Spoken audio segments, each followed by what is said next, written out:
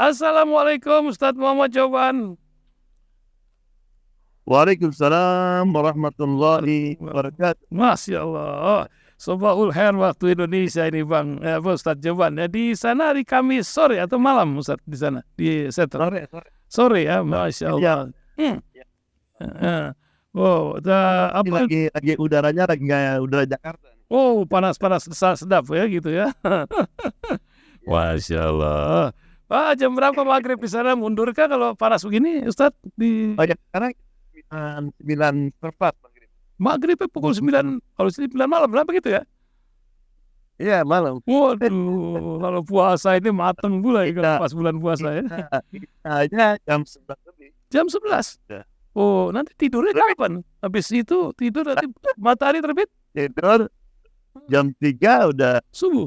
Udah subuh lagi. Masya Allah. Kan mulai, ini kan hari ini tuh kemarin tuh mulai disebutnya summer. Oh, summer, itulah summer ya. Hari lebih panjang ya. Masya Allah. Di Amerika ini kalau Idul Adha ini libur atau kapan Idul Adha di Amerika? Rencana kan sudah ketemu bulan ini Zulhijjah ini. Gimana Ustaz Joban? Ada tanggal 28. Tanggal 28 ya di sana ya. Oh gitu. Masya Allah Ustaz Joban sudah dengar itu korang. Halo. Sebentar. Ya Ustaz, udah nyambung lagi. Saat itu sudah dengarkan kapal itu Titan ya, yang mendekati kapal Titanic, 5 orang hancur di dalam laut itu baru saja ada kabar dari Kanada. Ya. Apa orang tuh kok sudah tajir, apa yang menyebabkan manusia tuh selalu ingin lebih daripada kapasitasnya? Ustaz coba mungkin bisa ingatkan, ini orang bukan orang sembarangan ini, bayar pula dia masuk ke sana gitu kan? Bagaimana Ustaz? Iya. Ya, orang ingin tahu, ingin menjelajah, juga ingin berkelana lah, melebihi yang lain. Melebihi yang lain. Akhirnya berkelana ke alam berikutnya, ini alam apa? Alam barzah. Alam apa? Alam.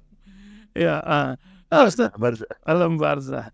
Masya Allah, Ustadz Muhammad Joban, ini apa yang ingin disampaikan Ustadz pada hari Jumat yang penuh berkah menjelang di hari-hari yang kemarin Jumat lalu Ustadz ingatkan banyak orang berpuasa termasuk kita ini sebagian di studio dan juga pendengar di hari yang penuh ingatan. Mereka terinspirasi juga diingatkan Jumat lalu. Silakan Ustadz Muhammad Joban, berita langit apa yang akan disampaikan pagi hari ini? Oke. Bismillahirrahmanirrahim. Alhamdulillahirabbil alamin wassalatu wassalamu ala sayyidina Muhammad wa ala alihi wasallam.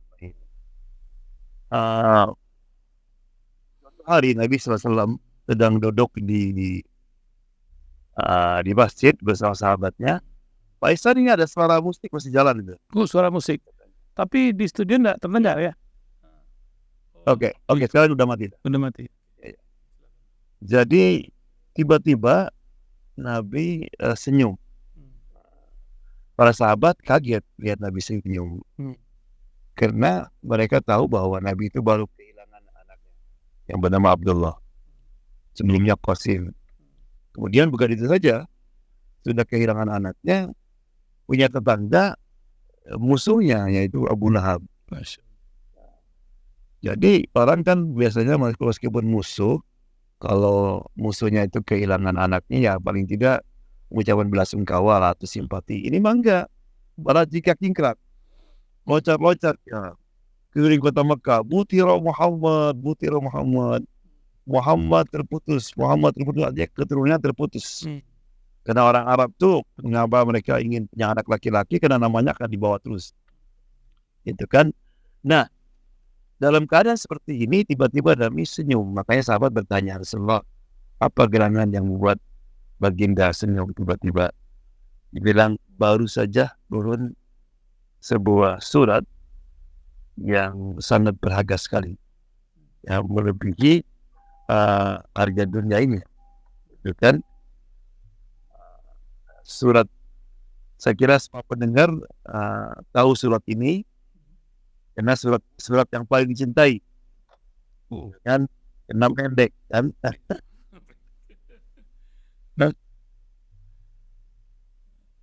Halo. Kita akan akan kawan illa janihaka wal betul.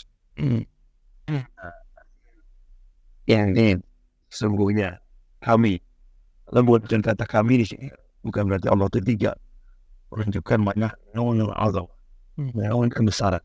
Inna kami atau inaka berikan kepada kamu al-kautsar. Kautsar di kata-kata katsir artinya banyak.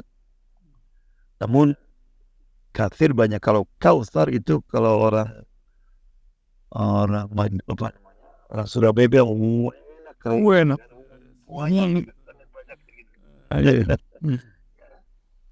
Oleh karena itu maka para mufassir itu mengartikan kautsar juga banyak. Di antaranya telaga di surga, nanti kita akan masuk surga yang airnya lebih putih daripada madu, rasanya lebih manis daripada susu, dan rasanya lebih manis daripada madu. Dan barang siapa yang minum tidak akan haus lagi. Juga arti kautsar adalah Al-Quran. Juga artinya kautsar adalah maqamah mahmudah, kedudukan yang dipuji di hari kiamat nanti. Juga kautsar artinya umatnya yang selalu bertambah, sahabatnya dan sebagainya. Nah, kenapa Nabi sedih senyum? Karena apapun artinya kautsar tadi, baik itu telaga maupun Quran itu yang akan menikmati adalah umatnya. Jadi itulah kecintaan Nabi kepada umatnya, sesuatu yang akan bermanfaat dalam hidup. Quran misalnya manfaat bukan main untuk pada saat nanti karena orang datang kepada Nabi Adam, Nabi Nuh, Nabi Ibrahim, semuanya nafsi datang oleh Muhammad SAW, langsung analah kami mengatakan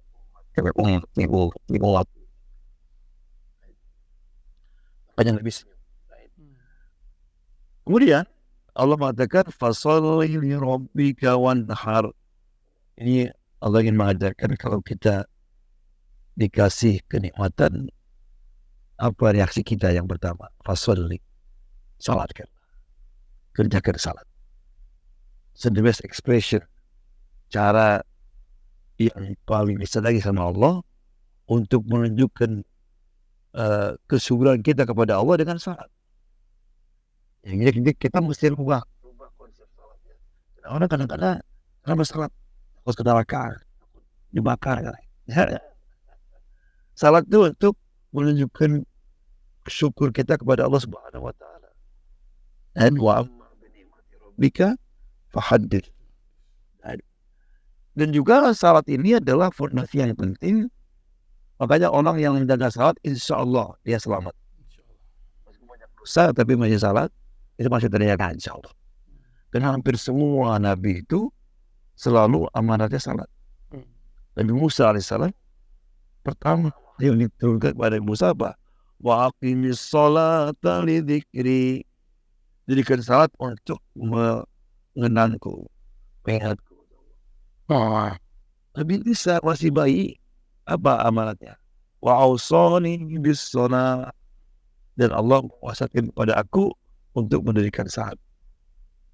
Dan oleh karena itu Allah memuji dalam Quran, walladzina hum ala shalatihim yuhafizun. Tanda-tanda orang itu yang selalu menjaga salat, menjaga waktunya, menjaga rukunnya, menjaga salat. Yang kedua, untuk menunjukkan kita ini orang yang bersyukur adalah wanhar, dan berkorban. Dan wanhar ini berkorban dengan sesuatu yang mahal. Karena kalau biasa namanya wadbah. Kalau kita potong kambing, potong sapi, ayam sebagainya, itu namanya wadbah. Tapi kalau motong onta, sapi namanya wanhar. Karena itu misalnya dipotong di belakang. Nah, fasolli dan wanhar ini artinya fasolli, ada juga menafsirkan artinya salat in. nanti ini ada. Wanhar harus dalam saat kita menyembelih berkorban. Dan keduanya, Wali dan Wali adalah delegasi Ibrahim alaihissalam, peninggalan Nabi Ibrahim alaihissalam.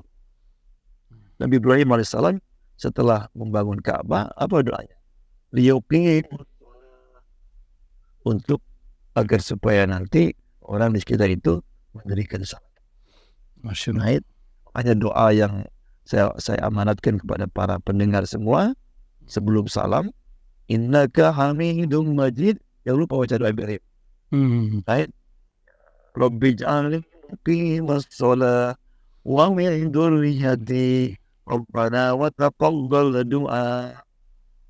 Allah jadikan aku yang mendirikan salat dan juga anak keturunanku.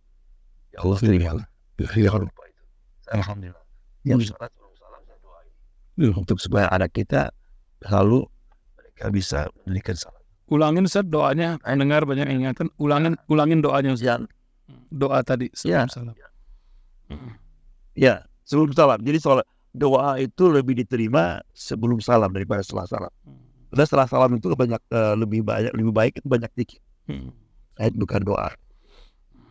Nah, kemudian yang kedua pengorbanan, yaitu Nabi Ibrahim alaihissalam adalah simbol manusia. Jadi kalau kita ingin tahu arti Islam, arti iman, arti tawakal, arti yakin, lihatlah kehidupan Nabi Ibrahim alaihissalam. Coba bayangkan, anak masih bayi disuruh dibawa dengan ibunya ke sebuah lembah yang tidak ada fiwadin ghairi dhizarin, kata Quran. Lembah yang tidak ada air, tidak ada pohon-pohonan, tidak ada apa-apa. Bayangkan, kalau kita minta protes dulu lah, ya Allah, bolehkah saya bawa ke Mesir misalnya waktu itu, Baby Leon, lain ke Texas, itu. Ibrahim nggak bertanya. Jadi secara logik, secara manusiawi, perasaan it's not make sense. Dia meninggalkan anak di tempat seperti itu. Kemudian kita lihat reaksi Siti Hajar. Kira-kira kalau istri kita gimana? Kita tinggalkan di tengah padang pasir. Bering-bering. 3 bulan jatuh talak. Baru 3 bulan jatuh talak. Subhanallah. Dia hanya bertanya, wa amaraka bihada, apakah ini perintah Allah? Ibrahim tidak mau menengok karena takut dia ada perasaan nggak kuat yang meninggalkan. Sampai nggak menengok, hanya nundukkan aja. Coba lihat apa reaksi daripada Siti Hajar. Kalau begitu pergilah, jangan takut. Allah tidak akan meninggalkan kamu. Allah. That's the meaning of yakin. Tawakal kepada Allah Subhanahu wa taala. Kemudian yang lebih berat lagi dan tidak masuk akal, setelah anak itu lagi lucu-lucunya, itu langsung diperintahkan untuk menyembelih. Subhanallah. Maka Ibrahim mengatakan, "Fandur madza taro." Son, what do you think? Saya ada mimpi menyembelih kamu. Bagaimana pendapatmu? Kita bicara sama anaknya. Ya, kira-kira kita kalau ngomong sama anak kita, apa kira-kira jawaban anak kita? Udah. Tadi malam makan apa ya? Gila apa ya? What's wrong with you? Right? Lihat jawaban Nabi Ismail. Dia mengatakan, ayah sudah sembelih saya. Enggak. Ya abatif ma tu'mar. Ayah, kerjakan apa yang Allah perintahkan kepadamu. Tidak, Allah kerjakan apa yang kamu inginkan. Tidak. Jadi yang kata Nabi Ismail, ya ayah, sebetulnya ayah tidak perlu pendapat saya. Karena ini bukan perintah ayah, bukan perintah saya, bukan perintah ibu, ini perintah Allah Subhanahu wa taala. Sami. Right. Jadi pelajaran yang bisa kita ambil dari sini, kita ini alhamdulillah. Right. Alhamdulillah. Yang diperintahkan untuk menyembelih anak kita. Perintahkan untuk jaga salat. Bangun subuh. Right. Perintahkan untuk bakti kepada orang tua. Right. Menggembirakan mereka. itu kan. Kita disuruh kalau kita makan yang halal, right? Jauhkan korupsi. Jadi perintah-perintah yang Allah berikan kepada kita ini sangat ringan sekali. Nah, seberat Nabi Ibrahim. Kemudian yang terakhir yang saya sampaikan, kita tahu semua kisah ini. Saya kira pendengar yakin sudah berulang-ulang tiap tahun mendengar kisah ini. Tapi kita jarang bertanya, kenapa kok Hajar sampai begitu pasrah? Right? Demikian juga Ismail. Apa dia langsung mengatakan, ayah, laksanakan apa yang Allah perintahkan? Ya, itu nggak mungkin terjadi begitu saja. Ini karena kedua-duanya sudah diisi oleh Nabi Ibrahim alaihissalam. Jadi Nabi Ibrahim ada mengatakan ada dua arti Ibrahim. Yang pertama adanya Abun Rahim, ayah yang maha pengasih. Yang kedua, Ibrahim itu orang yang sering berkelana, travel. Karena Ibrahim memang sibuk dia pergi ke Mesir, pergi ke Irak, ke Palestina. Tapi sesibuk-sibuknya masih tetap suka menjenguk Ismail alaihissalam. Ingin tahu bagaimana perkembangannya, dia bergaul dengan siapa, bagaimana pendidikannya. Demikian juga istrinya diisi. Jadi kepasrahan, iman yang kuat, tawakalnya Siti Hajar dan Ismail itu adalah hasil daripada didikan Nabi Ibrahim alaihissalam. Nah, kita ini mungkin sesibuk Ibrahim alaihissalam. Jadi kalau kita sebagai orang tua nggak sempat untuk mendidik anak kita, ya arah ke anak kita, apa lagi? Sebagai penutup, oleh karena itu makanya ketika setelah lama Nabi Ibrahim alaihissalam berkunjung ke Nabi Ismail, Nabi Ismail lagi di hutan katanya, lagi memburu. Temu istrinya, ditanya gimana keadaanmu? Kemana Ismail lagi memburu katanya. Gimana? Trouble katanya. Kita hidup ini sulit sekali katanya. Pokoknya komplit keadaan kehidupannya itu jelek gitu. Terus kata gitu, oke, kalau nanti suami yang pulang, sampaikan salam dari saya, dan tolong itu pintunya diganti. Pergi Nabi Ibrahim. Kan? Tidak lama, mungkin beberapa hari datang Nabi Ibrahim dan Nabi Ismail. Nabi Ismail ada perasaan. Ya, tadi ada yang datang ke sini ya. Ya katanya atau tuh orang tua katanya. Gitu kan. Dia salam sama kamu. Dan juga aneh, itu pintu yang baru perlu diganti katanya. Kata Nabi Ismail, itulah ayah saya. Dia ingin mengatakan bahwa saya mesti mengantarkan kamu ke orang tuamu, mencerai kamu. Langsung Ismail sama Allah. Setelah berapa lama Nabi Ibrahim berkunjung lagi, dia datang. Kebetulan Nabi Ismail tak ada. Yang ada istrinya. Tapi istrinya ini istri baru. Keadaannya sama tapi. Ya begitu datang langsung sama dia. Ya, nawarin mau minum apa orang tua ini. Kemudian ditanya gimana kehidupan. Alhamdulillah, Masya Allah. Ismail suami yang baik, keadaan kita tenang, semuanya ada gitu. Allah kaget juga Nabi Ibrahim. Padahal sama aja. Terus sampaikan kepada Ismail, salam dari saya, dan tolong itu pintu kukuhkan ya, jangan diganti. Nah, waktu Ismail pulang, itu ditanya, ya, tadi ada, Masya Allah ada, lihat, yang kedua kan, tahu tuh orang tua bangka gitu. Kalau ini apa? Ada orang tua, kelihatannya orang soleh gitu, Masya Allah. Mukanya bersinar, dia puji Nabi. Ya, dan dia salam sama kamu dan katanya pintu jangan dibuka. Oh, itulah ayah saya katanya. Kenapa Nabi Ismail menolak? Karena nanti dia memerlukan bibit yang unggul, bibit yang baik. Karena nanti akan lahir Nabi Muhammad SAW. Masa dari yang komplain. Absolut. Harus daripada keturunan yang baik. Jadi itulah ya, mudah-mudahan kita bisa meneruskan ini. Kita alhamdulillah dikasih rahmat Allah SWT, kita masih kesempatan untuk meneruskan perjuangan kita sampai tanggal 10 Dzulhijjah nanti. Amin. banyak puasa, banyak ibadah, dan juga banyak takbir kepada Allah. Subhanallah. Masya Allah. Kita insya Allah sampai kepada Id Mubarak, taqabbal minna wa minkum.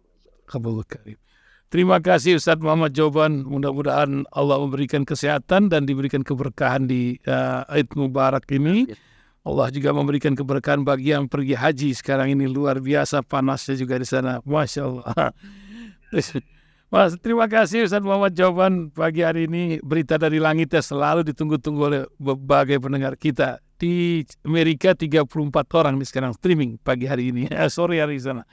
Terima kasih, sampai ketemu Jumat mendatang Ustadz Joban ya. Insyaallah. Assalamualaikum warahmatullahi wabarakatuh. Assalamualaikum warahmatullahi wabarakatuh.